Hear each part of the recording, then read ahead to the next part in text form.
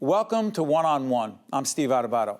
Recently, I went to the NJEA Convention in Atlantic City to sit down with Vondalyn Fannin, a technology education teacher at Franklin Elementary School in Trenton, New Jersey, to discuss the importance of exposing students to careers in STEM at a very early age. Here now is that conversation.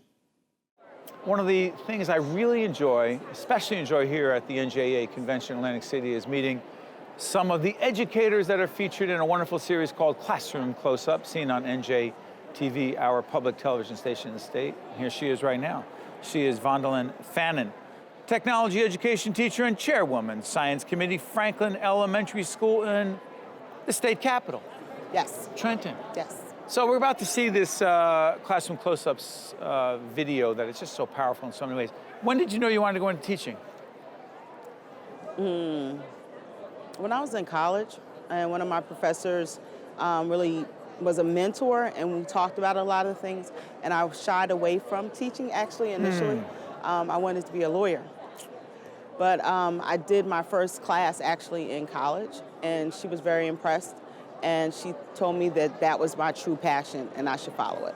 Well, you did the right thing, because what you're about to see, check this out.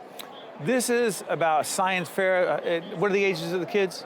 Well, actually, it's the entire school, kindergarten through 5th grade. Our younger children do their projects with their teachers in class. 2nd, 3rd, 4th, and 5th this year did their own individual projects. This is absolutely, categorically amazing. Check out this video. It tells a powerful story about the work you are doing with your colleagues, but also the impact that it's having on students and their parents, and we'll come back and talk right after this.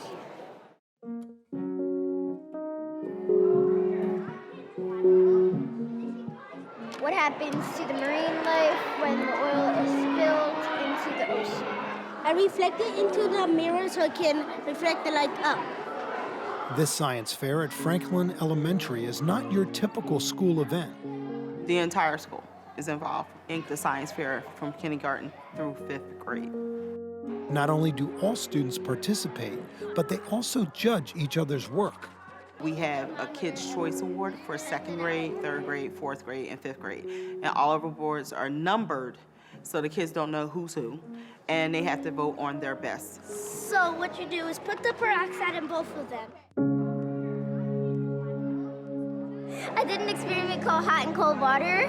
My mom told me with this, my hypothesis is I think the temperature will change because the temperature starts at 0 degrees Fahrenheit, and if you put the thermometer in the cup filled with hot water, the temperature will change. Making it a process where it's student-driven, I think is the best part about it, because it's not me telling you, you have to do this. Gummy bear zone. My question was, will these gummy bears dissolve? If so, how? Actually, water can make a gummy bear grow. I thought that the water will make the gummy bear dissolve, but it made it grow. This is the water. When I put this in the water for 12 hours, this what happened. It turned bigger, but it lost its shape a little. During the day, all students visit the science fair, and that evening, many parents come to see their child's work. Can you come sign in? This is my project on how magnets work. The reason it can stick is because this is made out of iron, and iron is the king of magnetics. Earth has a magnetic field, and the sun has a 7 times stronger magnetic field. Too many times we don't know how that things works, and I think this is a good opportunity to learn how things work. It's a nice way for the parents to connect with school, because it's not necessarily about homework, it's about exploring something that their child is interested in. My project is oobleck, and when you punch it, it's a solid, and when you put your hand slowly, it's a liquid. Like a heart. Wait, let me... Me and my dad, we used all these materials, and we tried 4 different motors, and they all didn't work until we found the right one. We encourage them, their peers are encouraging them.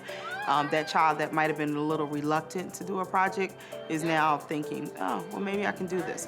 I want every child to walk out of here feeling successful.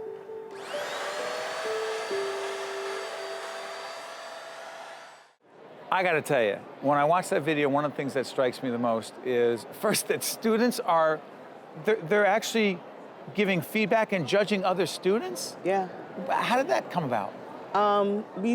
We decided as a committee that the children should have input, and we have actually done this before, but this year it really went over really well.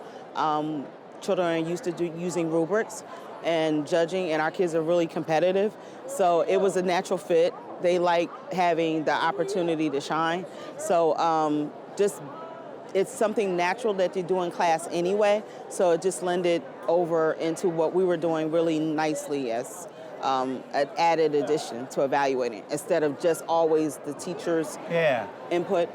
But the other thing is the parents involved. Yes, Talk very. about that. We have a lot of parents that, with the older children in particular, they help them with typing, research, whatever it is. Sometimes the kids do things that are a little bit challenging, and the parents will come to school and ask us for input. So we have a lot of parents every year, bills and bills, with our capacity, with our parents, understanding how they can help our children at home, because they're at home with them. We give them all the materials that they need to get a good start, but the kids have to actually select their topics. And sometimes the topic may be something that the parents are not really sure how to guide them on. So we'll work with the parents so that the kids can be successful.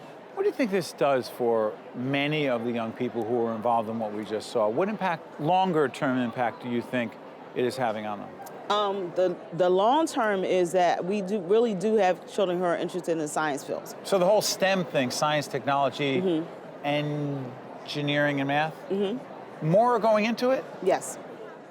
Well, I mean, this is not new to Trenton. We used to have an engineering program many years ago. But this is a different way of approaching it. Yeah, but it's not new to Trenton. We have a tendency to have programs that come in and out. So I'm glad to see STEM come back to our area and to have the full support as far as funding to really push it through all the grade levels, especially because we have a group of children in our school and many other schools that really have an interest in science and technology and engineering, and we really want them to pursue that. But what I was really trying to get at is what you've done here, this science fair, if you will. Your idea?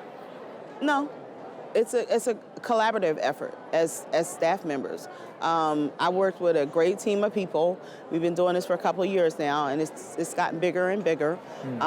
Every year we sit down and we listen and talk about what worked. Do you tweak it, change it up? Yeah, every year. So like this year was a tweak when we really brought in the student input, and usually the 5th and the 4th graders were the ones that were evaluating each other's projects, but this year, well, in the tape, you'll see from 2nd through 5th grade, they're actually going around and they're really evaluating each other. 1 to 10. You love your job? Oh, yeah, it's beyond a 10. Come on, it's not beyond a 10. It's beyond a 10. I've been doing this for over 20 years. So if people say, even the best teachers burn out, you say? That's true. You can't be more than 10. You have your days, but that doesn't mean that I don't love it any less. Love it. I love it. Not like it, love it. Love it. I just want to say, you are an extraordinary representative of this extraordinary profession of public school teachers. I want to thank you so much. Thank you very much. Appreciate it. And I appreciate the opportunity to talk. Thank you. Thank you. One-on-One with Steve Adubato has been a production of the Caucus Educational Corporation, celebrating over 25 years of broadcast excellence. Funding for this edition of One-on-One with Steve Adubato has been provided by the New Jersey Education Association, University Hospital, Johnson & Johnson, the law firm of Gibbons, P.C., the Healthcare Foundation of New Jersey, Wells Fargo, and by Seton Hall University. Transportation provided by Airbrook Limousine, serving the metropolitan New York, New Jersey area.